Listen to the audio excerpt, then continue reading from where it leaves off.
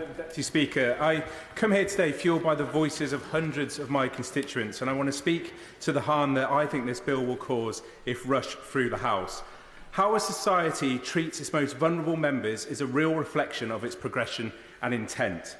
And despite recent U-turns and last-minute changes, people, including children, will be pushed into poverty because of this bill.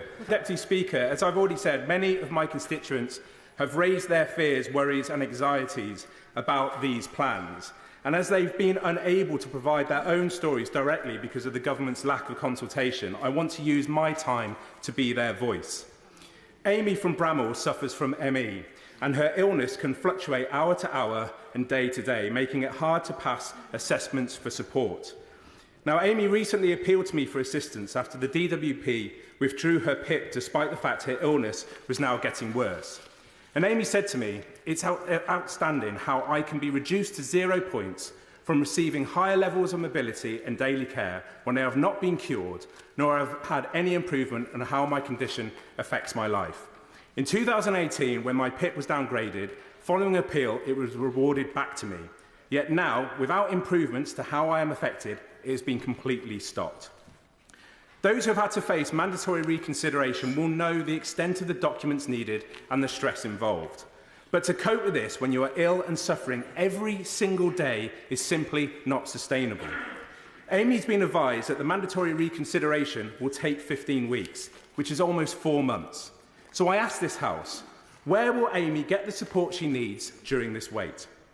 This situation highlights the barriers that people with chronic illnesses and disabilities face when trying to get support. Because whether it's motor neuron disease, blindness, ME, arthritis or mental illness or cancer, these barriers will only be further entrenched should this bill be passed. Disability Stockport is a local charity that specialises in autism and mental health. Now, they've told me that they are deeply opposed to these changes that the government is proposing. They said to me that such cuts would exacerbate poverty, worsen mental health issues and further reduce the already limited support available to the most vulnerable and marginalised people across Greater Manchester. And we believe this would pose a serious risk of harm. And whilst Disability Stockport welcome the government's investment into employment support, they are clear that much more is needed because of people like Joan. Now, Joan lives in Cheadle and worked in financial services before falling very ill. She explained to me that the persistent and defeating barriers that disabled and ill people face when trying to secure employment. She faces 6-month waiting lists for an assessment to access to work. How can this government expect more disabled people to work if they have to wait 6 months just for an assessment? Joan told me that it's a degrading process when you are having to work without adjustments. She has to push herself through pain and fatigue because during her probationary period, she does not receive sick leave. So if Joan moves jobs, she would have to start over again, despite there being a registered record of her needs adjustments. And this is just one example of the lack of full and effective investment into supporting disabled people and chronically ill people into work.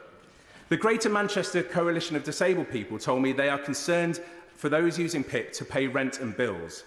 The Coalition also expressed that this rushed legislation doesn't truly apply more pressure or give more support to employers to make accommodations for disabled people.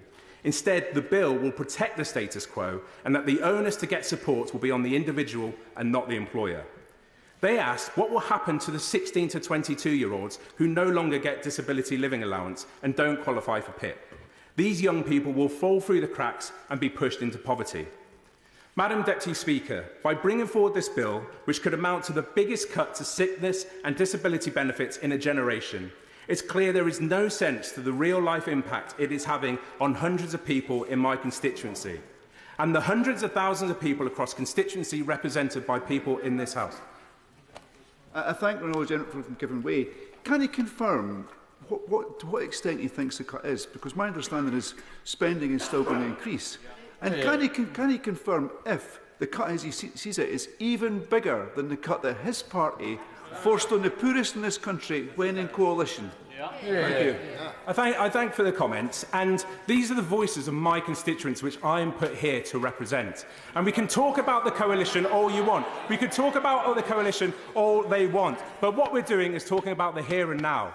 And what we will be judged, members of this House will be judged on what lobby they vote through later today. Because it's ironic that the government introduced a child poverty task force, and yet through this bill is actively undermining the work towards alleviating child poverty. Child Poverty Action estimates that because of this bill, the following so-called mitigations from the government, 54,000 children will be forced into poverty. This is the equivalent of 1,800 full classrooms. Madam Deputy Speaker, disabled people and all benefit claimants should be thoroughly consulted before legislation is rushed through.